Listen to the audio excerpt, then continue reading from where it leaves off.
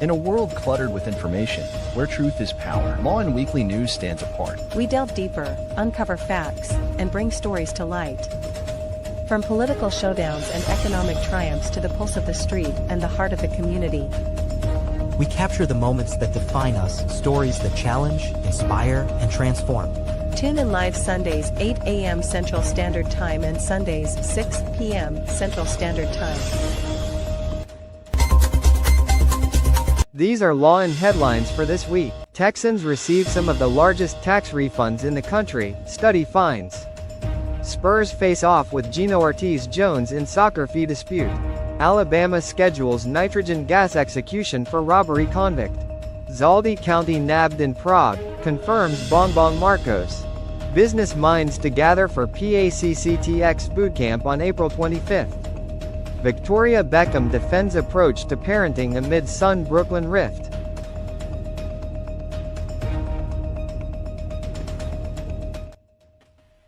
Good day, I am Neska, and tonight we bring you the latest stories in the United States of America, especially in the state of Texas. So sit back, relax, and let Lawin Weekly News be your guide to the news that matters most.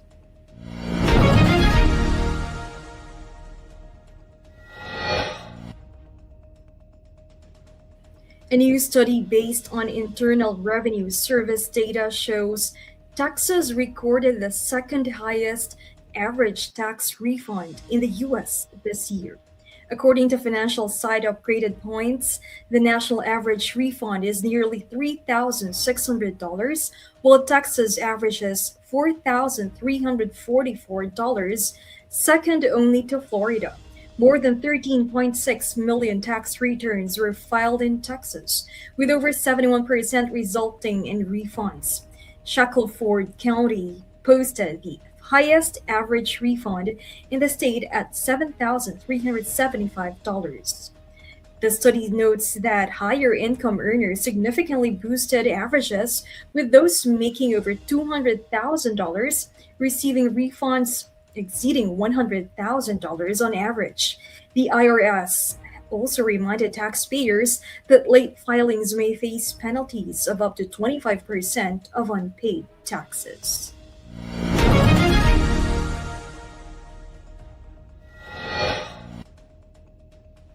Texas officials have unveiled a draft state water plan projecting $174 billion in investments over the next 50 years to address growing water shortages.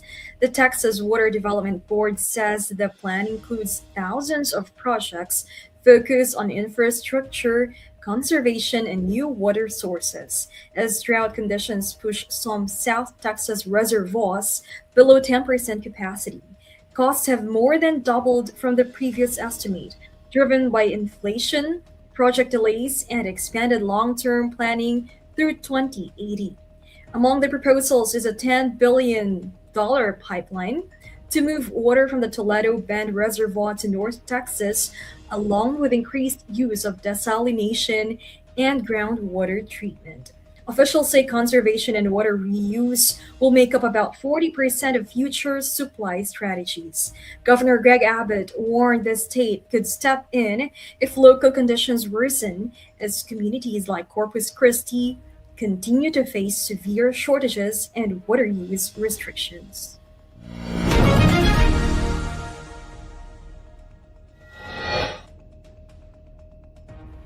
Texas Attorney General Ken Paxton has filed a lawsuit against the city of Houston, including Mayor John Whitmire, over a newly approved immigration ordinance.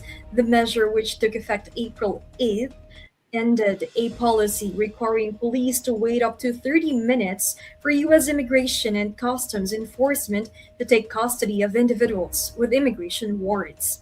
Paxton argues the ordinance violates state law, including Senate Bill 4, which bars local limits on federal immigration enforcement. The lawsuit seeks to overturn the measure and protect officers who cooperate with federal authorities. Whitmire criticized the legal challenge, saying it diverts resources from public safety.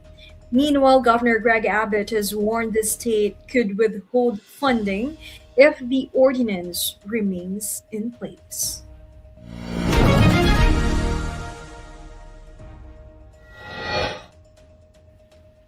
The number of alcohol consumers has dropped to its lowest level in 90 years, contributing to declining wine sales and an estimated $67 million to $70 million economic loss in Houston. Industry officials said, citing recent data on shifting consumer behavior. Figures from the Texas Restaurant Association and Silicon Valley Bank showed the wine market declined by about $1.3 billion in 2025, while sales in Houston and Harris County fell by approximately 3.4%. Antonio Gianola, a manager at Houston Wine Merchants, said the store continues to receive weekly deliveries, but orders now reflect changes in demand. Joe Monastero, Chief Revenue Officer of the Texas Restaurant Association, said younger consumers are driving much of the decline, noting that about 25% of Generation Z reports drinking alcohol, a lower rate than Generation X and Millennials.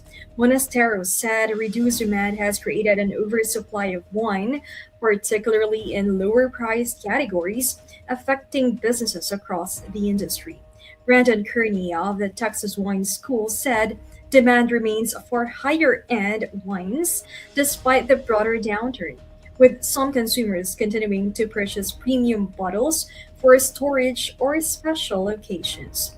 Kearney said producers face challenges because wine production is planned years in advance, limiting their ability to adjust quickly to changes in consumption patterns. Industry officials said they are continuing to monitor trends as businesses adapt to evolving consumer preferences. In a world filled with fleeting moments, there's beauty waiting to be captured. My name is Christian, and I specialize in immortalizing your most precious moments. From elegant weddings to vibrant events and timeless portraits, I'm here to make every moment unforgettable. Let me tell your story through the lens. Contact me today and let's create magic together.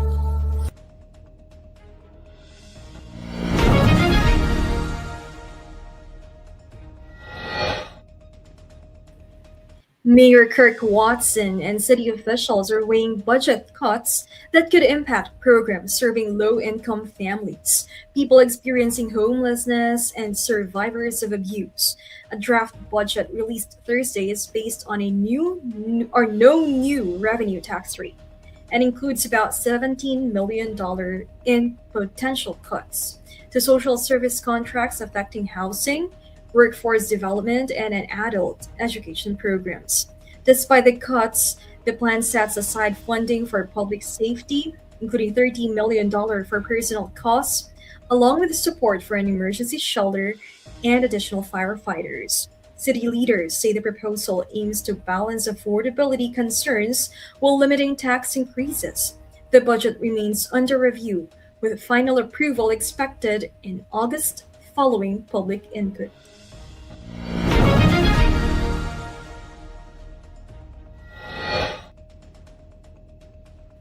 City leaders are debating a proposal that would restrict unpermitted street vendors from distributing free food to people experiencing homelessness. The measure would allow the city to regulate where and how often food drives take place, while requiring groups to follow safety rules such as using gloves and hand sanitizer. Officials say the proposal addresses sanitation and cleanup concerns tied to large gatherings. But some council members raised questions about the scope of the rules and potential legal challenges, particularly from faith based groups that regularly organize outreach events. Others said existing food safety laws may already cover those concerns. The Dallas City Council is expected to continue discussions before a final vote.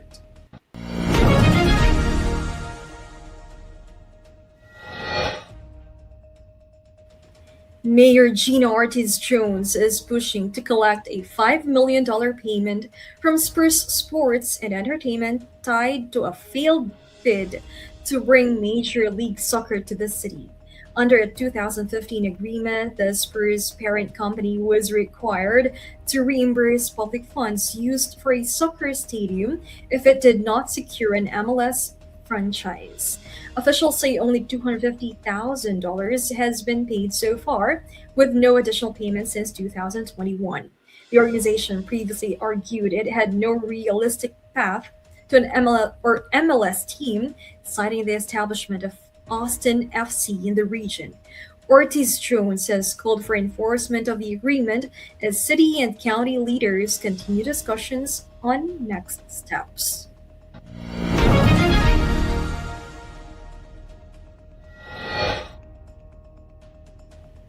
Governor Kay Ivey has set a June 11 execution date for death row inmate Jeffrey James Lee, convicted in 1998 double murder during a pawn shop robbery. The move comes as Lee challenges Alabama's use of nitrogen gas executions, arguing the method violates the constitutional ban on cruel and unusual punishment. A federal trial on the issue is set for April 27. Lee was sentenced to death after a judge overrode a jury recommendation for life imprisonment, a practice Alabama abolished in 2017. The state began using nitrogen gas as an execution method in 2024.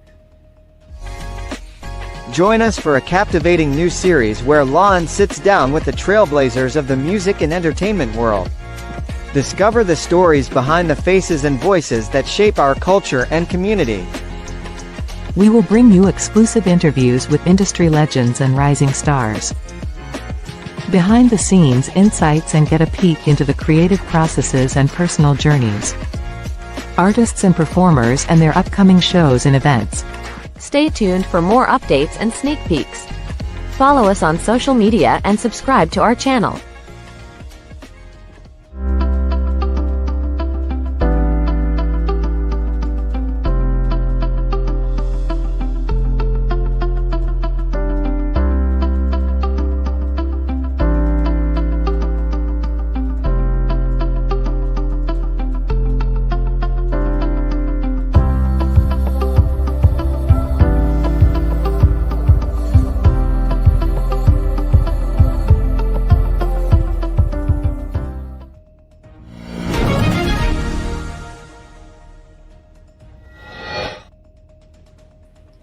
US President Donald Trump said Pope Leo XIV is free to speak on global issues but should understand the realities of what he called a nasty world.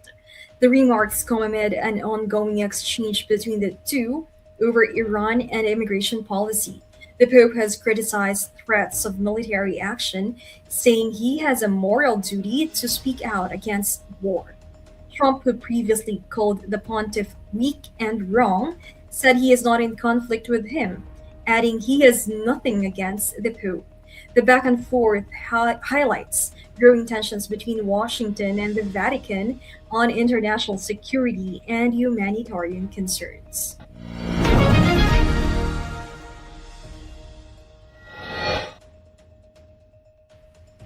President Ferdinand Marcos Jr. confirmed that former lawmaker Zaldi Co.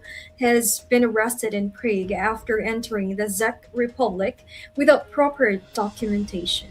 Marcos and Co. is currently detained as Philippine authorities coordinate with foreign counterparts for his return. Co. faces a warrant from the Sandigan Bayan over alleged graft and malversation tied to a 289.5 million peso flood control project in Oriental Mindoro. The case also involves several officials from the Department of Public Works and Highways and a private contractor. Authorities say Co left the country in July before the investigation began. The Philippine National Police is now preparing for his possible repatriation.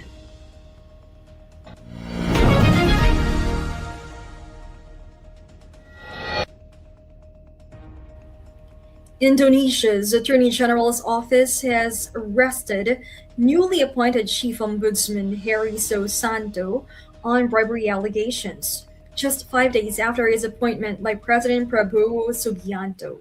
Authorities say Susanto was taken into custody at his home and is accused of accepting 1.5 billion rupiah, or about $88,000, from a nickel company during a previous post. He has not issued a statement and could face prison time if convicted. Indonesia, the world's top nickel producer, plays a key role in supplying materials used for electric vehicle batteries and stainless steel.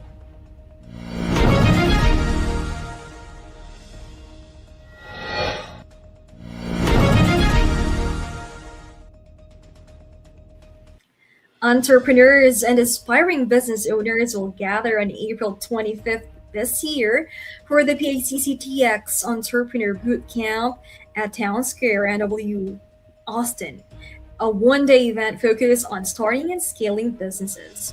The program will feature expert-led sessions covering legal structures, asset protection, immigration basics, and the use of artificial intelligence in business growth. Speakers include attorneys and business consultants who will also discuss common startup challenges and strategies for long-term success. Organizers say the boot camp is designed not only as a learning platform, but also as a networking opportunity for entrepreneurs to connect with industry leaders and peers. Registration is now open for interested participants.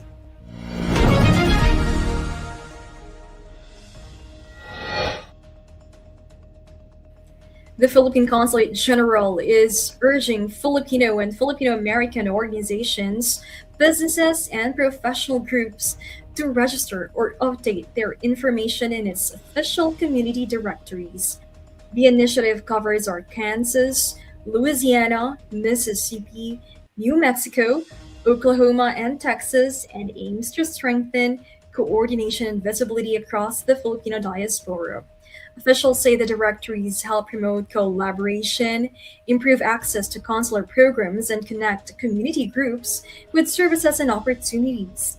Organizations are encouraged to verify existing listings or submit new registrations through the consulate's website or QR code.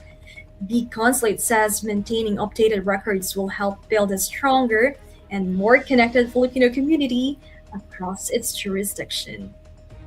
For divorce and family law in Texas, Liggett Dizon Law Firm PC will guide you every step of the way. From initial consultation to detailed review of your case and strategic planning.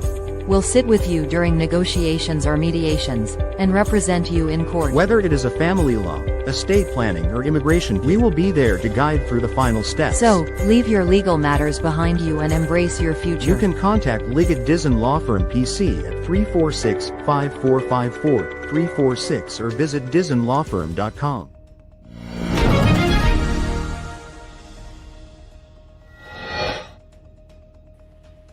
Former NBA player and assistant coach Damon Jones is expected to plead guilty to federal sports gambling charges in a betting scandal involving alleged insider information on league games. Federal prosecutors say Jones, 49 years old, shared non-public details on player injuries and absences between December 2022 and March 2024, including advance information that LeBron James would miss a game due to injury before it was publicly announced. Court filings show Jones is set to change his plea at an April 28 hearing in New York, becoming the first of 6 defendants in the case to do so. He also faces separate charges tied to an alleged illegal poker operation involving rigged games and organized crime links, which he has denied. Jones played 11 seasons in the NBA and later worked as an assistant coach with the Cleveland Cavaliers.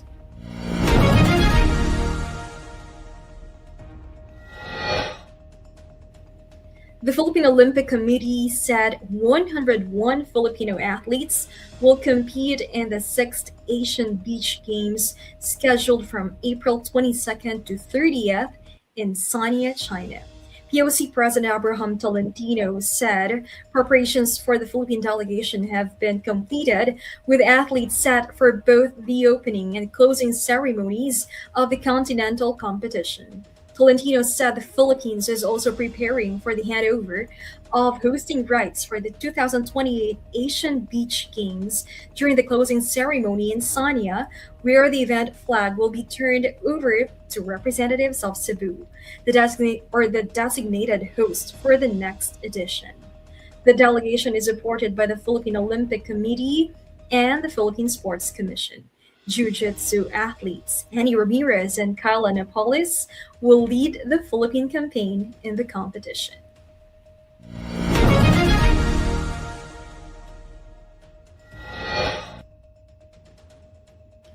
Victoria Beckham says she and her husband are focused on protecting their children amid renewed attention on reported family tensions involving their eldest son, Brooklyn Beckham. Brooklyn Beckham, 27 years old, previously posted on social media alleging strained relations with his parents, David Beckham and Victoria Beckham, and claimed they tried to interfere in his relationship and marriage to Nicola Peltz Beckham. In an interview with the Wall Street Journal, Victoria Beckham said the couple has always tried to be the best parents they can be and emphasized navigating relationships with adult children in the public eye. David Beckham has not directly responded to the allegations.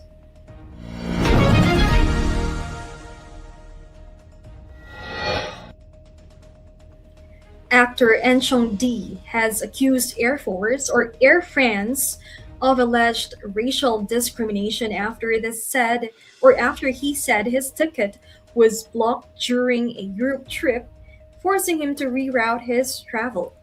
In now expired Instagram post, D said airline staff in Bangkok prevented him from boarding his scheduled flight without explanation and later warned that his Schengen visa could be revoked. He said he purchased a new ticket with Etihad Airways to continue his trip, traveling through London before reaching Paris. D added that he had already been issued a boarding pass for a separate leg of his journey when the issue occurred. Air France has not issued a public response to the allegation.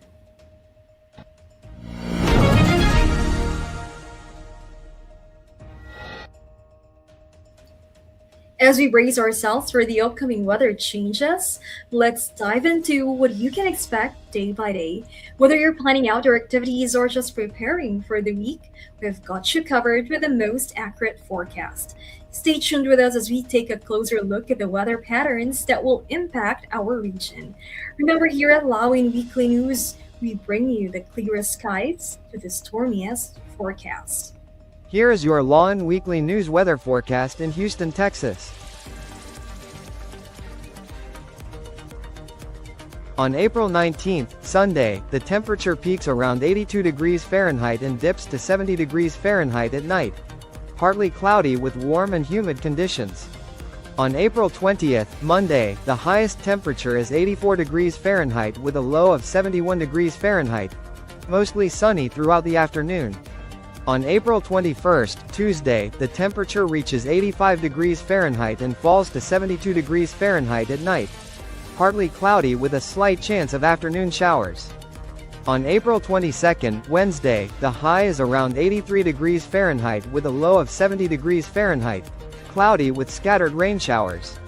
On April 23rd, Thursday, the temperature peaks near 82 degrees Fahrenheit and dips to 69 degrees Fahrenheit. Rainy with possible thunderstorms developing later in the day. On April 24th, Friday, the highest temperature is 81 degrees Fahrenheit with a low of 68 degrees Fahrenheit. Mostly cloudy with lingering showers. On April 25th, Saturday, the temperature reaches 83 degrees Fahrenheit and drops to 69 degrees Fahrenheit at night. Partly sunny with improving weather conditions.